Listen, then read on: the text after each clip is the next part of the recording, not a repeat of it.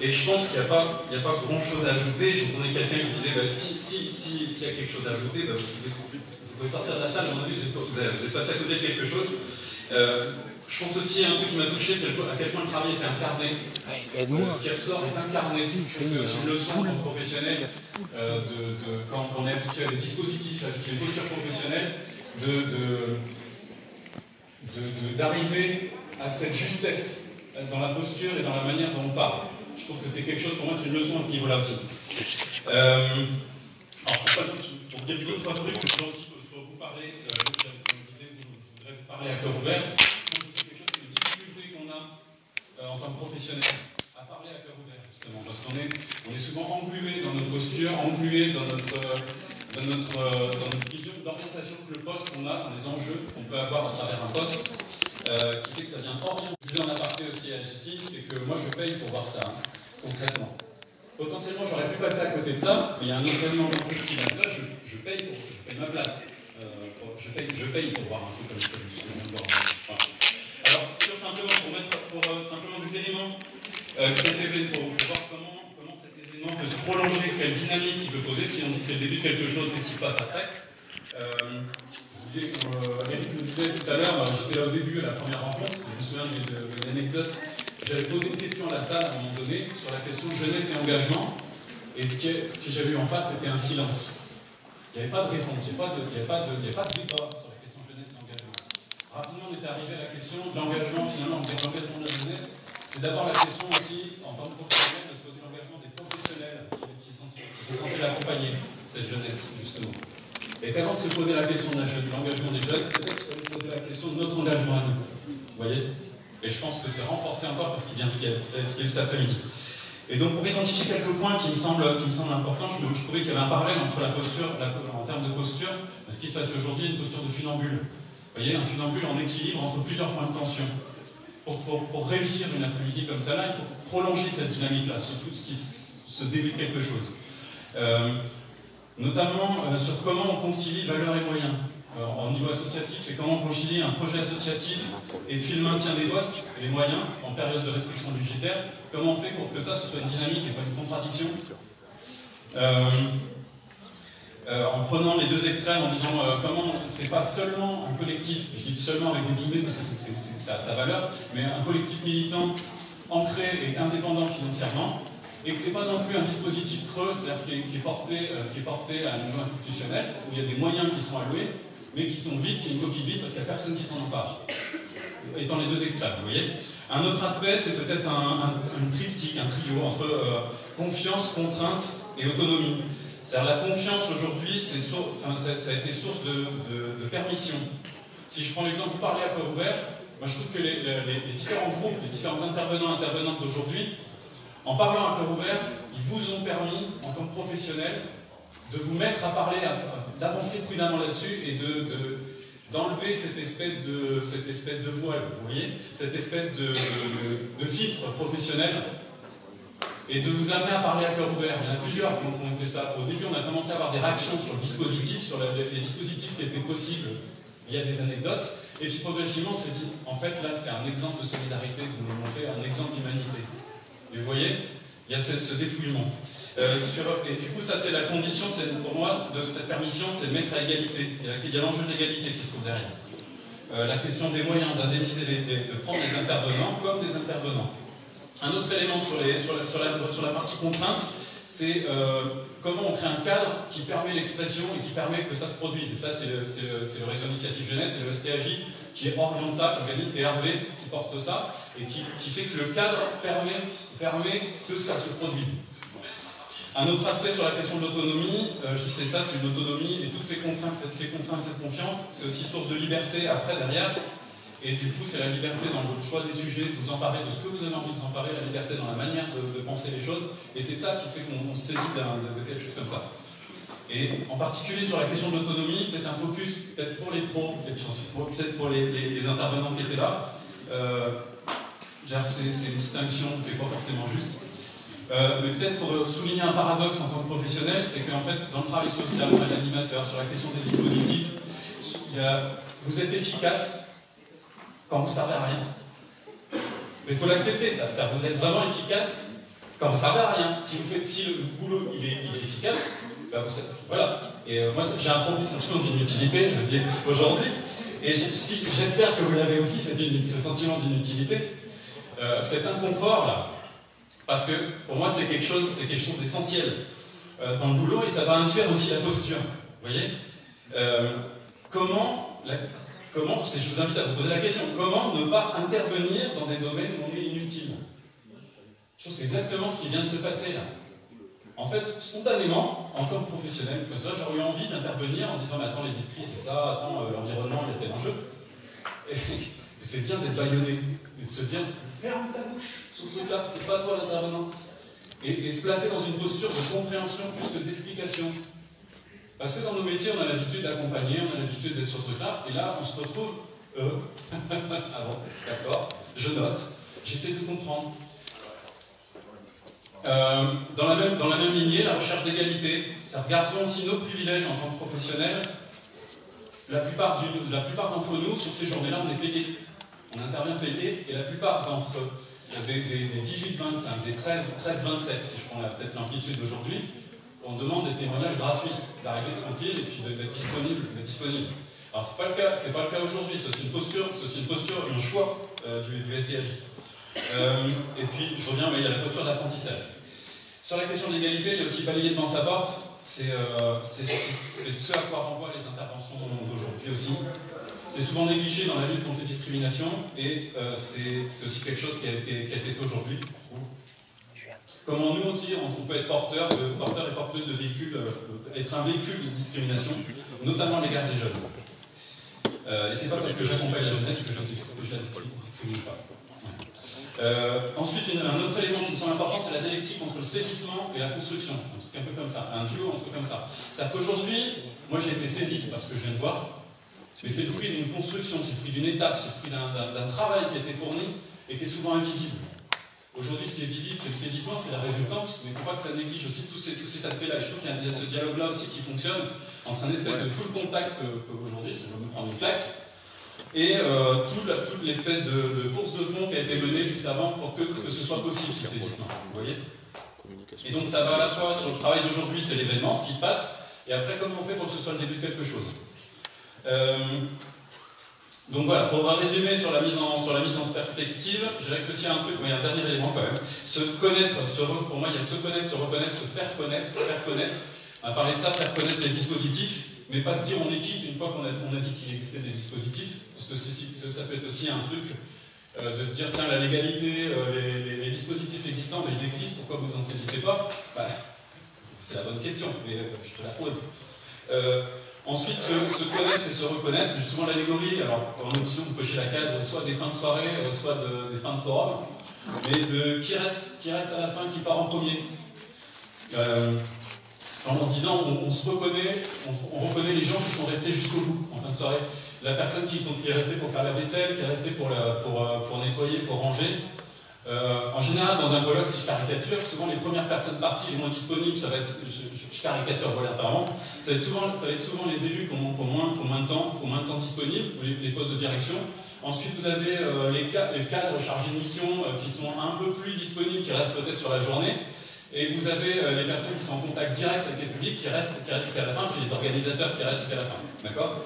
Je caricature un peu, mais c'est ça aussi qui on retrouve après à la fin de la journée et qui on retrouve aux réunions après, aux réunions des initiatives et dans l'action aussi après. Et avec quel sac à dos on repart à la fin de la journée. Ensuite, sur les perspectives, je viens de dire l'expérience, c'est pas ce qui vous arrive, mais c'est ce que vous faites avec ce qui vous arrive. Et donc, qu'est-ce qu'on va faire avec ce qui s'est passé aujourd'hui ? Je pense que c'est intéressant de poursuivre le renversement qu'il y a aujourd'hui. Vous voyez, le renversement des rôles. Voir ce que ça a provoqué chez vous, enfin, je trouve que ça force le respect ce qui s'est passé. En particulier la question de comment oser être honnête, oser être sincère sur ces questions-là. Comment on arrive à se dépouiller justement de cette posture des enjeux professionnels pour aborder la question avec sincérité. Oublier, moi je trouve que c'est ça aussi qui s'est passé cet après-midi, on a oublié à un moment donné qui était jeune, qui n'était pas jeune. Au début, on le savait, on dit c'est les jeunes, ils interviennent, puis à la fin, et à la fin, on est parti sur le débat. Il y a eu une espèce de... C'est sorti du sujet. Je trouvais ça intéressant. Je pense que ça a gardé aussi. Je redis oser être inutile ou inadapté. Ça oser être invisible. Parce que c'est souvent quelque chose qu'on demande aussi à la jeunesse, d'être invisible. Se décentrer, en termes de posture également. C'est-à-dire, souvent les jeunes sont amenés à s'adapter, à devoir s'adapter et adapter leur langage au langage de l'institution, au langage des professionnels. Je trouve que c'est intéressant sur la question du langage, son technique, des dispositifs, des sigles, de le décentrer, de le recentrer aussi sur un langage peut-être plus concret, se mettre en situation d'apprentissage et chercher à comprendre et pas expliquer, comme je disais, et éviter les questions aussi des dispositifs qui sont des fois vus avec méfiance pour des questions de caresse-claque. J'ai l'image de plusieurs expériences à Pôle emploi, à la CAF, à d'autres endroits. C'est pas exhaustif comme liste, mais d'arriver en me disant est-ce que si j'entre dans ces dispositifs, je vais pouvoir être honnête jusqu'au bout, ou à un moment donné, il y a un coup près qui va me tomber dessus, et je vais me faire éjecter, ou je vais me faire sanctionner à la sortie. Ouais. Et puis enfin, je voudrais peut-être une citation, ça c'est pour la jeunesse, parce que la jeunesse, encore une fois, je mettrai des guillemets, parce que plutôt pour les intervenants. Une citation, alors ça vaut c'est Tywin Lannister dans Game of Thrones, mais qui du coup me semble être caractéristique de ce qui s'est passé sur plusieurs groupes auxquels j'ai assisté. Attendez, je vais la retrouver, elle est derrière. N'oublie jamais qui tu es, le reste du monde ne l'oubliera pas. Porte-le comme une armure, et cela ne pourra jamais être utilisé pour te blesser. J'ai le sentiment qu'il y a quelque chose qui a été porté comme ça de cet ordre-là aujourd'hui. En tout cas, merci.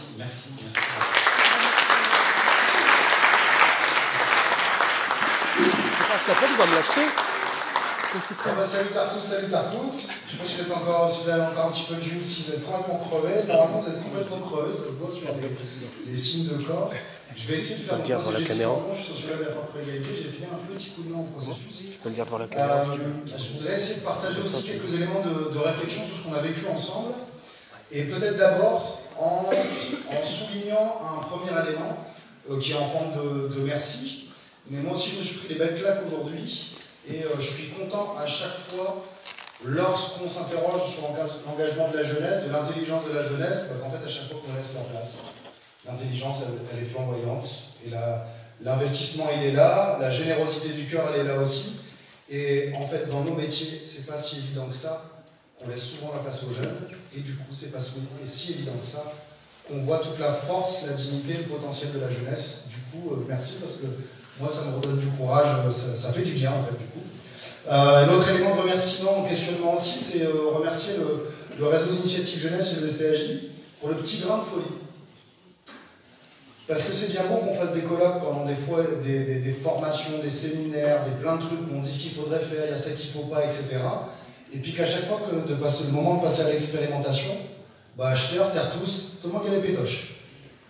Et là, il y a eu une prise en compte au sérieux de l'idée de renverser le statut d'acteur, pas les jeunes qui écoutent les adultes leur expliquer ce qu'il faut, mais que de prendre au sérieux le fait de renverser le statut de conférencier et conférencière, des jeunes qui vont nous expliquer ce qui se passe, et pas seulement dans ce statut un peu paternaliste, qu'on a vite ou maternaliste, qui est lié à nos professions.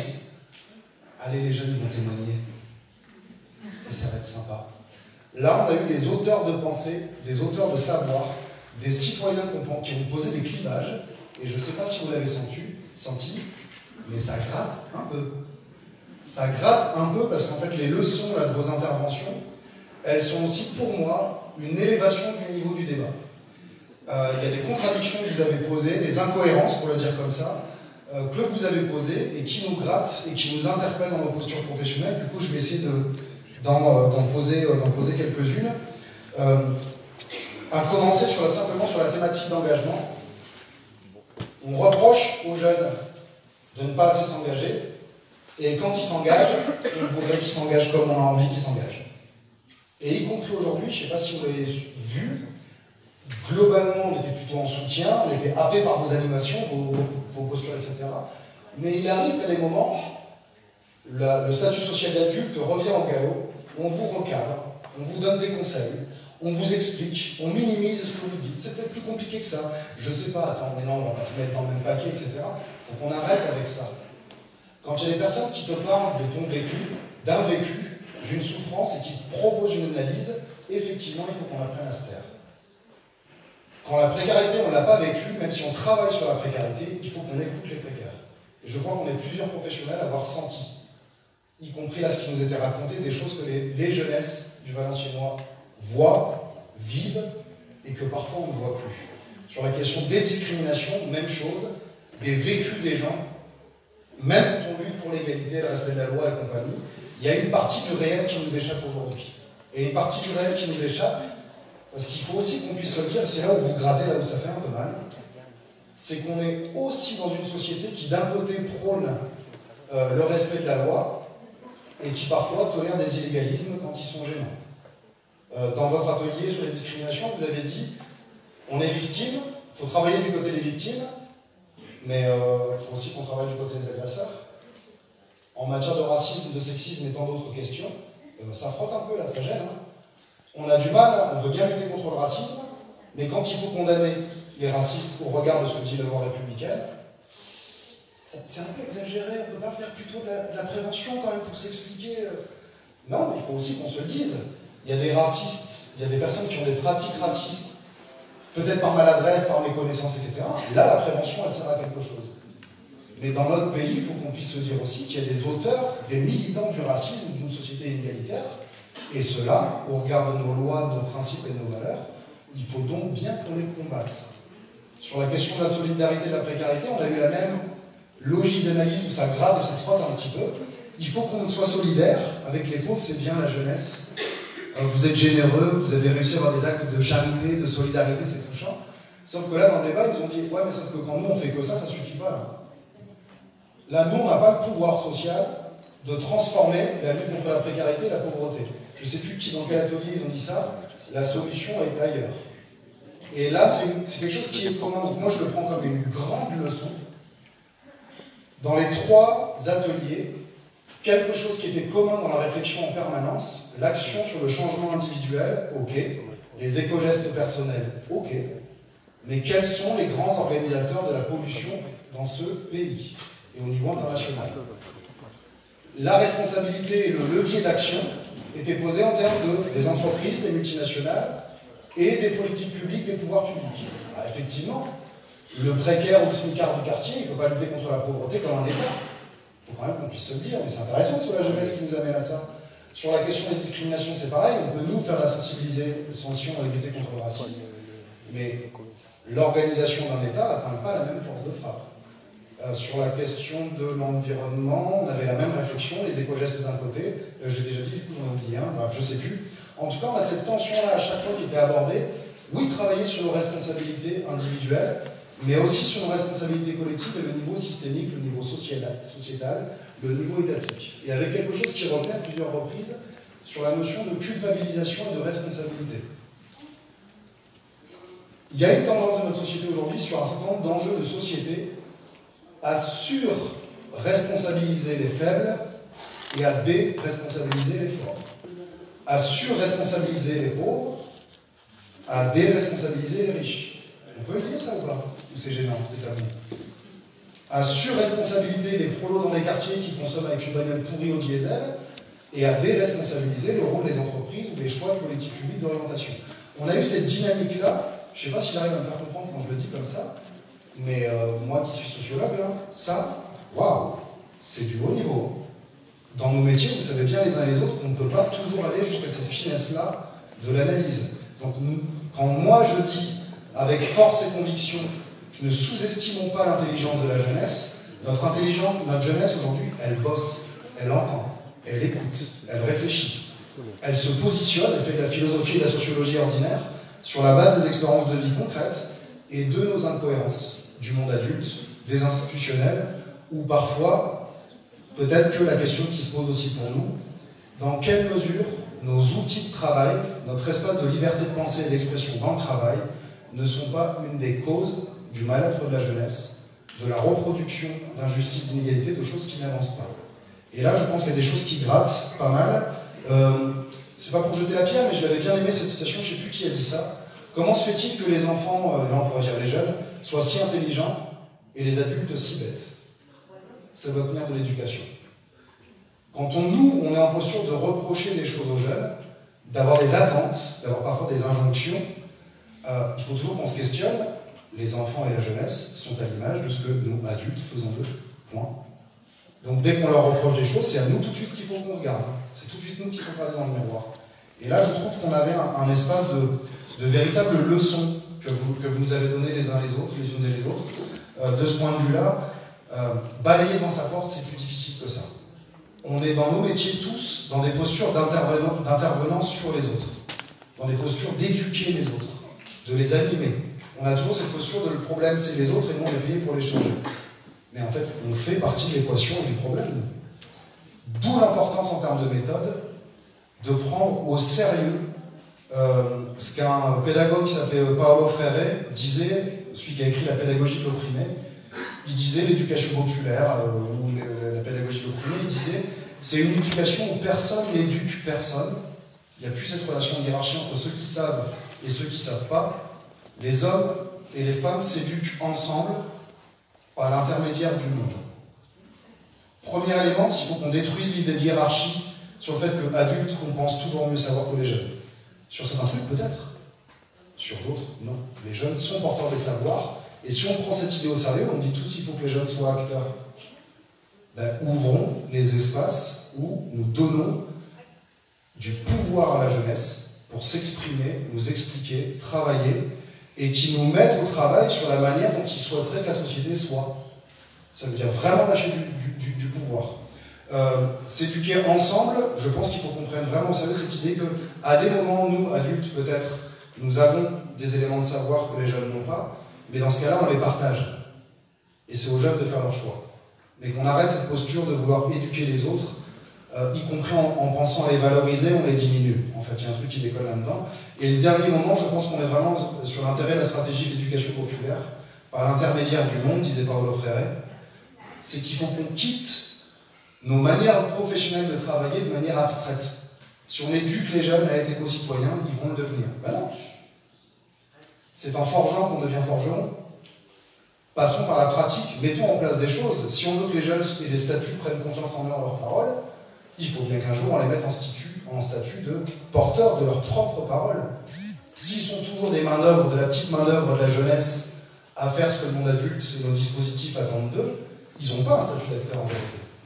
Je ne sais pas si ça va quand je le dis comme ça.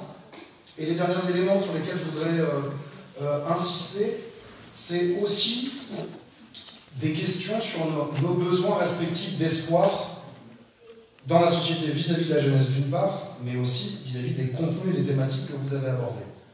L'espoir se fait rare dans un certain nombre de secteurs de notre société aujourd'hui.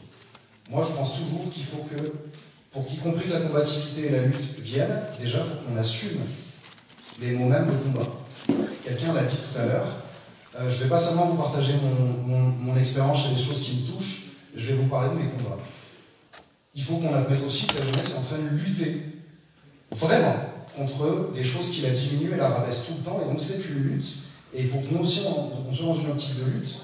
Et si j'insiste sur la question de la lutte, c'est, je pense qu'il faut vraiment aussi qu'on retombe dans une pensée profondément démocratique de notre conception de la démocratie. La démocratie, c'est pas tout le monde qui s'écoute, qui se parle ensemble, qui est content, on se respecte, tout va bien, et puis tout va bien. La démocratie, c'est l'organisation de la dispute, de la conflictualité, admettre qu'il y a des conflits d'intérêts, des inégalités, des gens qui veulent quelque chose et d'autres qui ne veulent pas. Si on n'admet pas la part de conflictualité dans la démocratie, il va nous manquer quelque chose. Ça frotte, il faut qu'on travaille les contradictions. Je ne sais plus qui disait ça, moi je l'ai appris d'Alexia Morvan, doctorante en sciences de l'éducation. Elle disait « Est démocratique une société qui se reconnaît divisée, traversée par des contradictions d'intérêts, des inégalités des rapports de pouvoir, mais qui se donne pour ambition et pour travail de travailler ces contradictions et d'arriver à un arbitrage commun. Mais si on nie les rapports de contradiction d'intérêts, je ne sais plus dans quel groupe, vous avez dit quelque chose du type ceux qui ont le pouvoir dans la société, c'est ceux qui ont le pouvoir de parler quand nous on ne l'a pas forcément. Le pouvoir d'être écouté et entendu quand nous on ne l'a pas forcément. Et c'est ceux aussi qui ont le pouvoir de dire que les choses vont bien, même quand ça ne va pas bien. Il faut aussi qu'on prenne en compte ça, la question des rapports de pouvoir, de liberté d'expression, et y compris admettre des choses qui peut-être, même en tant que parents, des fois, ça nous frappe un petit peu dans le dos, la part de colère nécessaire dans l'expression de ses idées pour se mettre debout en tant que citoyen, la colère fait partie d'un processus de citoyenneté. La révolte contre l'injustice fait partie d'un processus de citoyenneté. Et la recherche de paix sur l'égalité, et non pas une paix qui a ses fesses assises sur l'inégalité et l'injustice. Pour arriver à la paix, il faut qu'on supprime l'injustice. Bref, je ne sais pas si vous me suivez sur la question des émotions aussi, parce que des fois, même la rage, la colère, le témoignage de quelqu'un qui subit l'injustice, même professionnellement, elle nous met mal à l'aise. Alors que c'est l'étape d'un processus de travail. On le connaît tous, même dans nos familles, des fois on s'engueule et après on met les choses à plat. Mais si on ne s'engueule pas, la colère elle reste en dedans et ça pourrit. Et je pense qu'à l'échelle de la société, il faut qu'on soit aussi capable d'écouter les exigences de beauté, les rêves et les espoirs de la jeunesse, y compris leurs idéaux et leur volonté fondamentalement, alors utopique, idéaliste, j'en sais rien, mais il faut qu'on arrête quand les jeunes rêvent d'une société meilleure, tout de suite on leur demande d'être des réalistes. C'est pas faisable. Il faut qu'on autorise de nouveau la puissance de l'idéalisme et de l'utopie, mais comme processus de pensée. D'abord, on doit penser ce qu'on veut, peu importe les moyens, et après, on regarde ce qui est faisable. C'est autre chose, ça. C'est une autre étape du processus. Et puis peut-être, le dernier partage que je voudrais faire, c'est aussi peut-être jamais oublier, et ça, c'est pas forcément évident parce que nos métiers parfois nous polluent,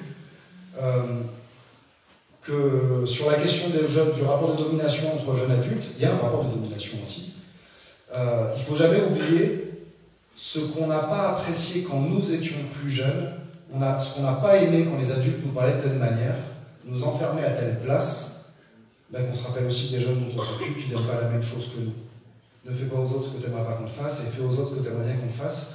C'est facile, c'est un dicton qui existe souvent, mais en fait, c'est pas si vrai que ça qu'on arrive à le reproduire quand on change de statut, quand on est un jeune animé, et quand on pense aux jeunes animateurs, on a des contraintes professionnelles qui sont moins évidentes. La dernière phrase que je voudrais vous partager par rapport à ça, et y compris en prenant acte qu'aujourd'hui, c'est pas facile d'avancer droit. Dans une société qui va de travers, on galère aussi pas mal. Et donc à la fois, je pense qu'il faut qu'on ait une exigence forte sur les nécessités du monde, et à la fois une posture d'humilité sur, on n'est pas sûr de les avoir les solutions seuls, et c'est là l'importance et la force du collectif, et ce d'autant plus quand on a été pollué à l'intérieur de nos cœurs, de nos pratiques professionnelles, de nos outils de lecture du monde. Parfois tout ça c'est pas si clean que ça. Il y a une partie qui est bonne, qu'il faut la garder, il y en a une autre qui est polluée, ça j'en suis certain. Et je voudrais vous partager une dernière phrase qui vient de James Nkrumah Aggrey, qui disait « Depuis tout petit, on nous a éduqués que nous sommes des poules. Alors comme des poules, nous baissons la tête et nous nous contentons des miettes que nous jette au visage. Alors qu'en fait, nous sommes des aigles, mais cela, nous l'avons oublié. Il faut qu'on relève la tête, qu'on bombe le torse, qu'on croit en nous, et qu'on redéploie à nouveau nos ailes pour pouvoir nous envoler ensemble. C'est de la poésie, mais pas seulement. Je pense vraiment qu'il faut qu'on reprenne en compte ça, le moment où on nous a diminué, nous, perso, tout le monde, les professionnels aussi, parce que le mal-être professionnel aussi, il faut qu'on en parle, comment les professionnels sont diminués dans leur confiance en eux et leur force de frappe, mais aussi qu'on reprenne conscience, vraiment, aussi de la beauté de nos cœurs, de nos valeurs, de nos espoirs, etc. Mais il faut qu'on la travaille, qu'on la mette sur le tapis, et je crois que c'est une belle leçon que les adultes, mis en situation de conférencier aujourd'hui, nous ont donné. L'espoir se nourrit de faits concrets, et au plus on laisse la jeunesse nous montrer qu'elle peut être belle, qu'elle a un potentiel de malade, au plus on va y croire, et voilà, c'est comme ça qu'on se rend ensemble tous debout. Je vous remercie.